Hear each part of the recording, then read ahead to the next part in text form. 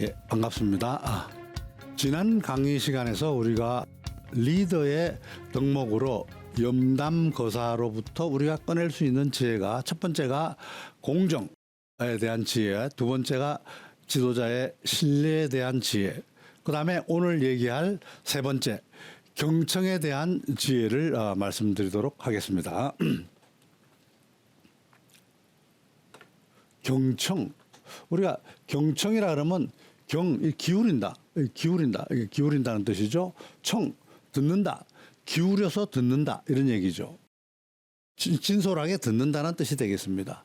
경청이라 그러면 리더들이 구성원들의 의견을 제대로 파악하고, 민정수석실에서 우리가 민심을 파악하는 것과 마찬가지로 리더들이 조직에서 구성원들의 의견을 제대로 파악하고 공감할 수 있는 아주 훌륭한 방법이죠. 그런데 사실은 이 경청이 굉장히 어렵습니다. 저부터도 가끔 우리 직원들 또는 구성원들하고 얘기하는 과정에서 그 사람들이 하는 얘기를 꾸준하게 이렇게 듣는다는 자세가 굉장히 수양되지 않으면 어려운 부분이 많습니다. 우리가 가끔 언론에 보면 지금 우리 현직 대통령도 회의를 하면 본인이 70, 80% 말씀한다고 하지 않습니까? 경청, 그만큼 리더들이 경청하는 게 어렵습니다. 왜냐 그러면 리더가 되는 사람들은 어떻게 보면 말하는 구성원들보다도 폭넓은 시야를 가지고 있고 이미 많은 것을 알고 있기 때문에 부분적으로 얘기하는 부분들에 대해서 자세히 듣고 가만히 듣고 있기가 버겁거나 어려운, 심적으로 어려운 부분들이 있기 때문입니다. 하지만 그러한 것을 제대로 하여야만 의사소통이 제대로 될 수 있다 하는 얘기입니다. 그리고 이 구성원들한테 경청을 하는 이유는 그 사람들이 말하도록 함으로써 그 사람들이 자기가 한 말에 대한 책임도 질 수 있도록 하기 위한, 다시 얘기하면 언행일치를 유도하는 전략적 수단으로도 현대 경영에서는 사용되고 있습니다. 그만큼 경청이 중요해요. 이 데일 카네기, 우리 리더십의 거장이죠. 데일 카네기는 다른 사람의 이야기를 잘 들어주기만 해도 인생의 80%는 성공한 것이다. 이런 얘기를 합니다. 참 훌륭한 말 같아요. 그래서 꼭 내가 무엇을 해결해 주기 위해서 남의 얘기를 듣는 것도 있지만 우리 친구들이나 옆에 주위 사람들 이 자기 하소연하는 거라든가 아니면 자기가 하고 싶은 얘기를 했을 때 그거를 잘 들어주는 것만으로도 그 사람이 행복해지는 그런 표정들, 그다음에 후련하다라는 그런 느낌을 가진다는 것을 주위에서 종종 느끼죠. 그만큼 이 경청을 잘하는 사람들은 인간관계가 좋아질 수밖에 없는 겁니다. 데일 카네기는 그래서 남의 얘기를 잘 들어주면 벌써 인생의 80%는 인간관계에서 성공한 것이다, 이렇게 얘기를 한 겁니다. 여러분, 삼성그룹을 만든 고 이병철 회장이 지금은 돌아가셨지만 이건희 회장한테 넘겨주면서 두 가지 휴요를 줬어요. 첫 번째가 뭐냐? 바로 경청입니다. 남의 얘기를 귀 기울여 들어라.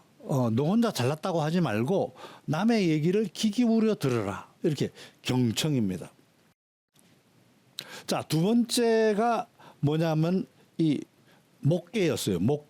목계라는 게 뭐냐 그러면 나무로 만든 닭이라는 뜻이죠. 나무로 만든 닭. 이 두 개를 줬는데 그만큼 이 두 가지가 리더로서 꼭 갖춰야 될 자질이라고 이병철 회장은 본 겁니다. 이 목계라는 내용은 목계지덕, 여기다 붙여서 지덕이라고 해서 목계의 덕이라는 말로 우리가 흔히 고사성어로 많이 쓰고 있는데 우리가 장자의 달생편에 나오는 얘기입니다.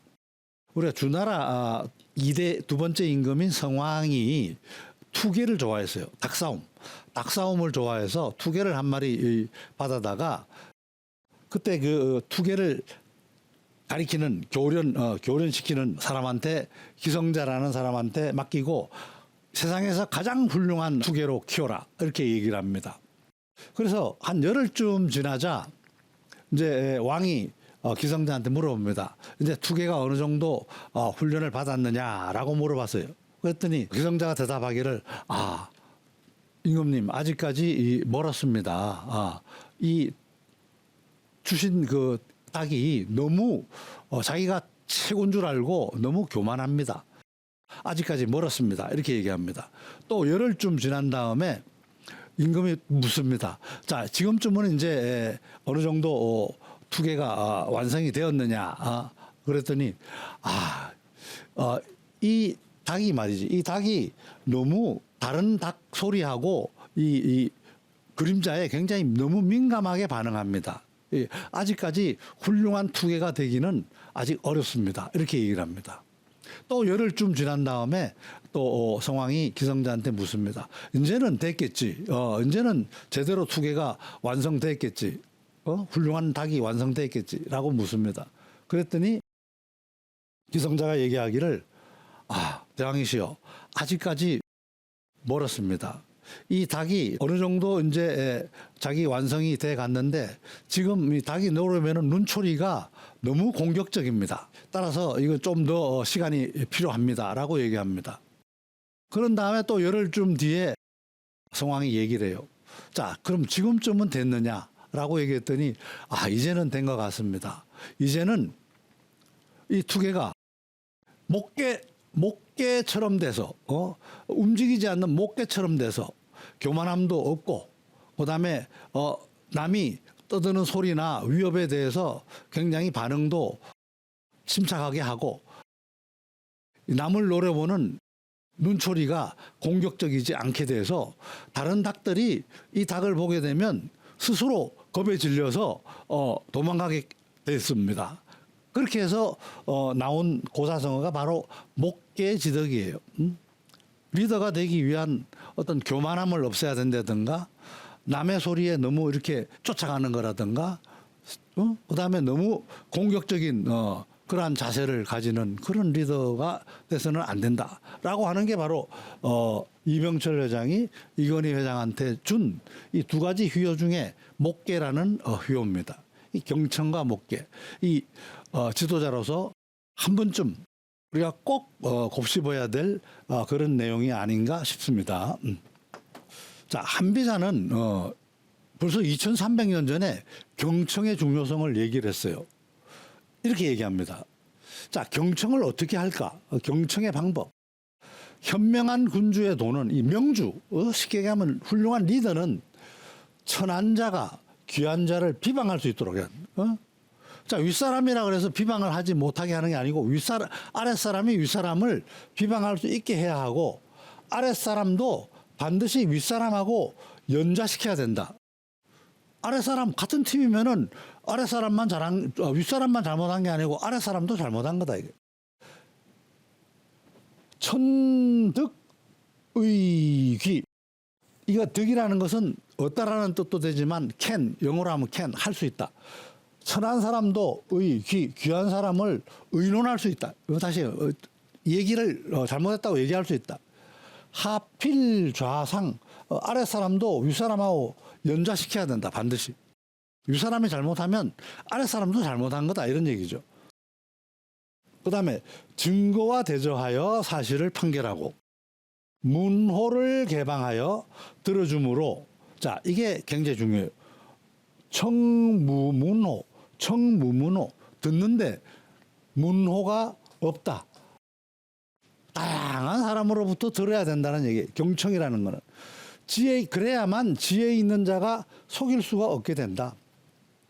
사기꾼이 없게 된다. 이런 얘기죠.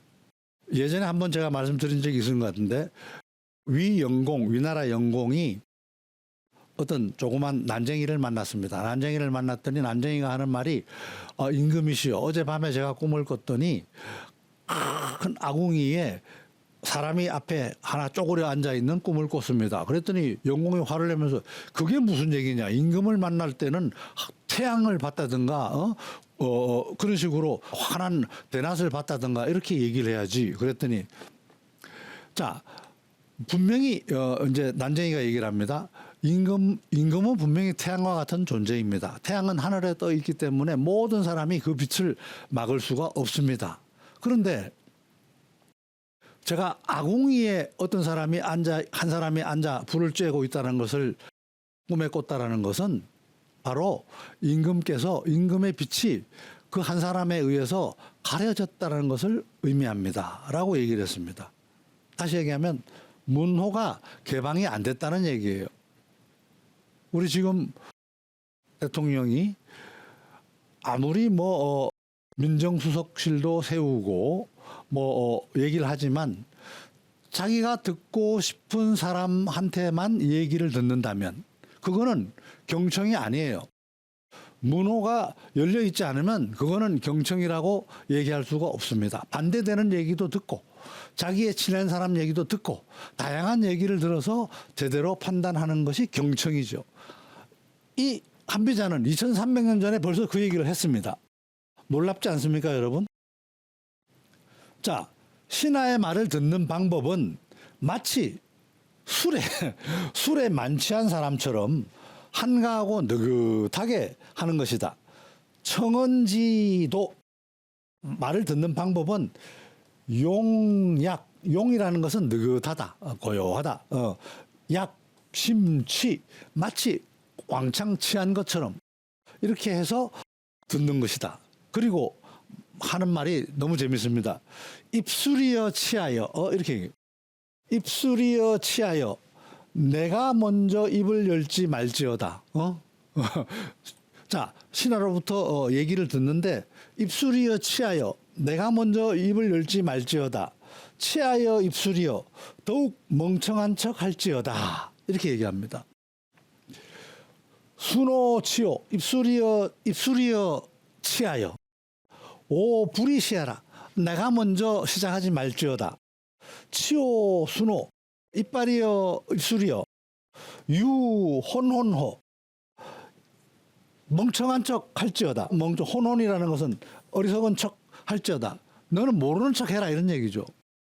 네가 아는 척해서 남이 얘기하는데 70, 80% 네가 얘기 다 하지 말고 저쪽에서 한마디 하면 네가 10마디 하고 이렇게 하지 말고 다른 사람이 다 얘기를 하도록 유도를 해라 하는 것이 한비자가 얘기하는 경청의 방법입니다. 아, 훌륭하죠? 여러분?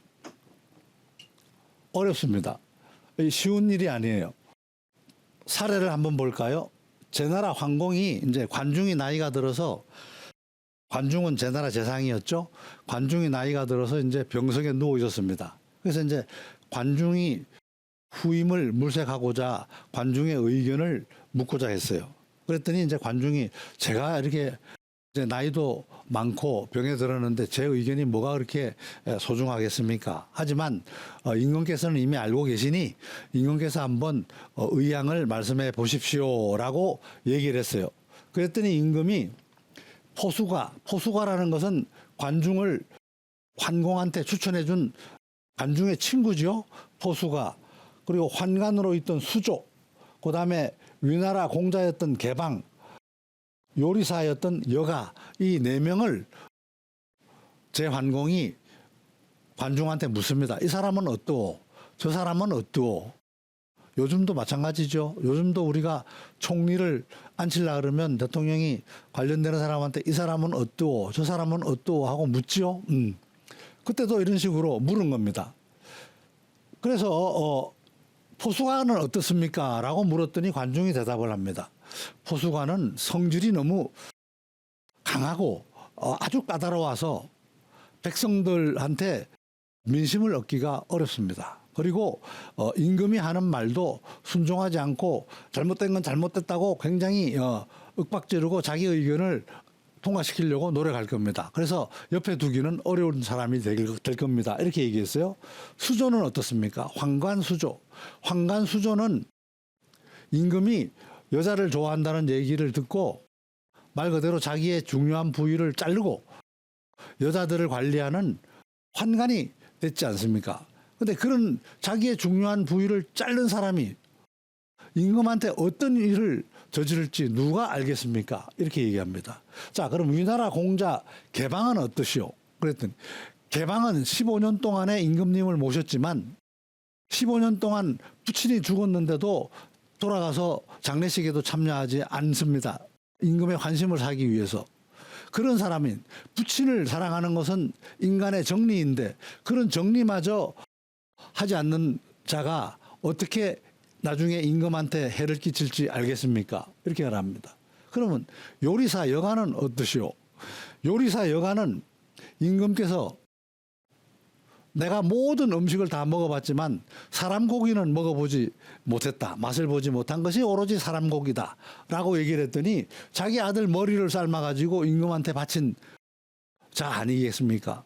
그런 자인데 자기 아들까지 죽여서 요리를 만든 여간데 임금한테 어떤 짓인들 못하겠습니까? 라고 얘기를 하면서 이 4명에 대해서는 다 올바른 인재가 아니라고 얘기합니다. 그러면서 대부 스풍을 추천합니다. 스풍은 굉장히 정직하고 성실하기 때문에 임금께서 믿음직스럽게 부릴 수 있는 그런 사람입니다. 라고 얘기를 합니다. 그래서 환공은 관중한테 알겠소. 내가 재상 관중의 얘기를 잘 듣고 그렇게 하겠소라고 갔지만 결국은 1년 뒤에 관중이 죽고 나자 환공은 관중의 얘기를 무시하고 결국은 이 환관 수조를 재상 자리에 앉힙니다.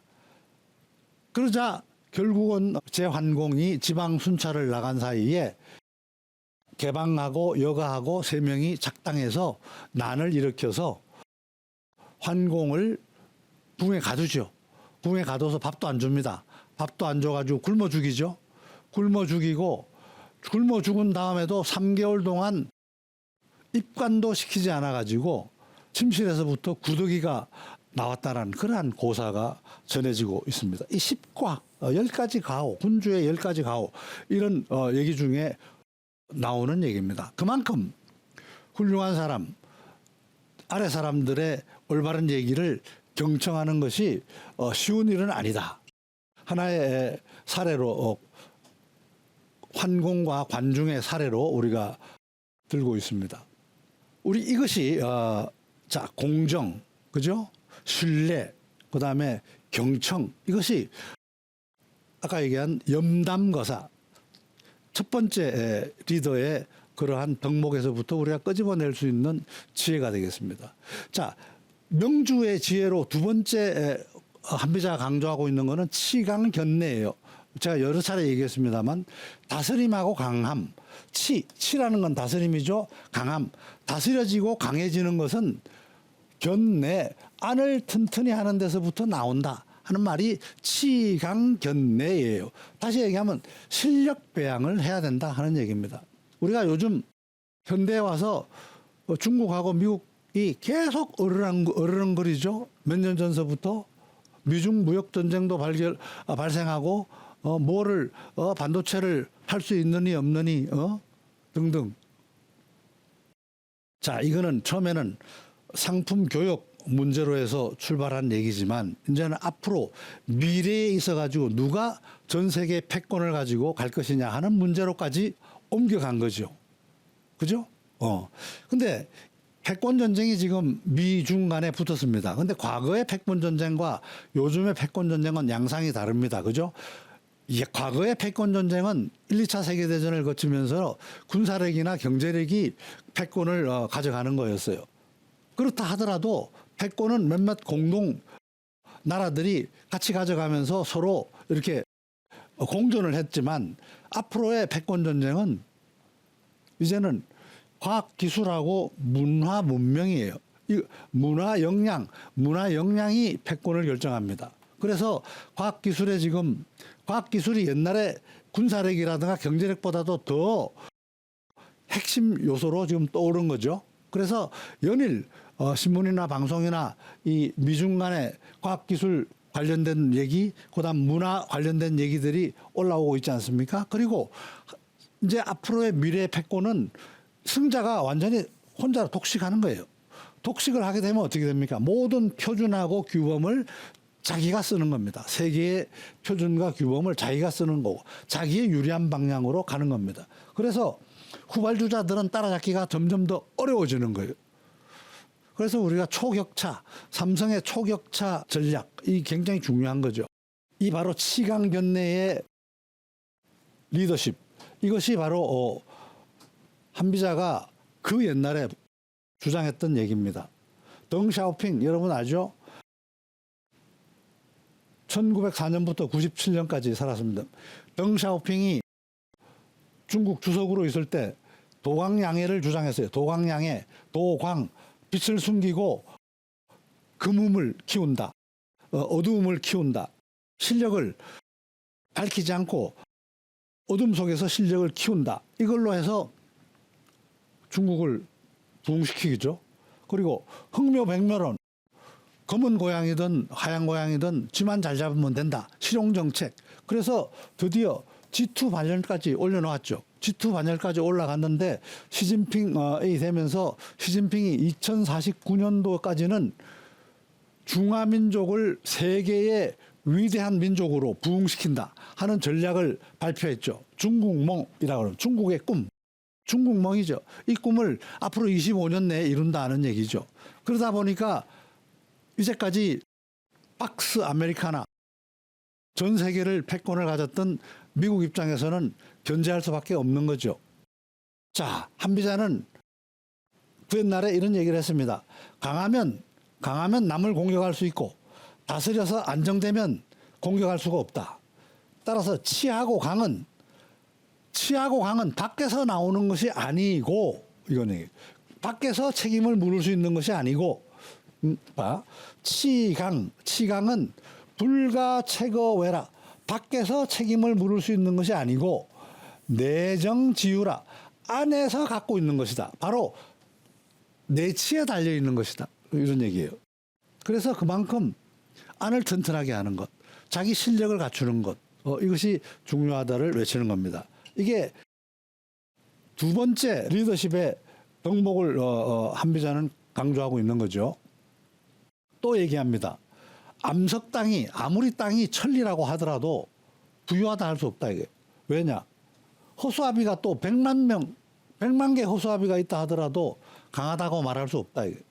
암석이 많고 허수아비가 아무리 많아도 부강하다고 할 수 없는 것은 암석은 곡식을 생산하지 못하고 허수아비는 적을 물리칠 수 없기 때문이다.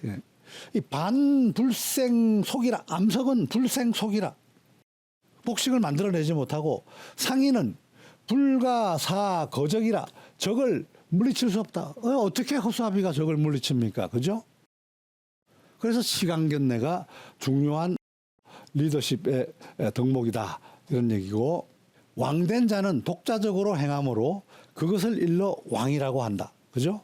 이런 까닭으로 하나라, 은나라, 주나라, 삼왕은 굉장히 잘했죠.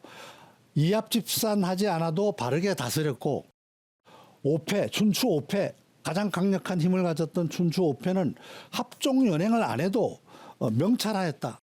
훌륭했다 이거죠. 안을 다스려서 밖을 결단할 따름이었다. 안의 힘으로 밖을 결단했다.